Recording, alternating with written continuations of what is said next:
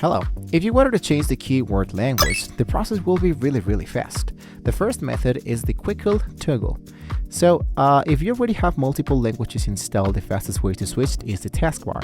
So look for the next to the clocked into the bottom right corner that appears directly inside here. So what you want to do is to click it and a list of your installed keywords will pop up. Just select the one you want and your keyword layout changes instantly. So I'm going to hit from Spanish into English and there we go.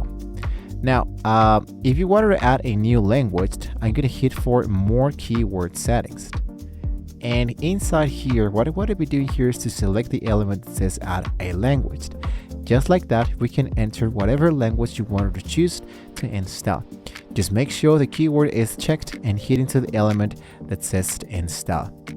There we go. Now, a pro tip that I can give you is that there's a secret keyword.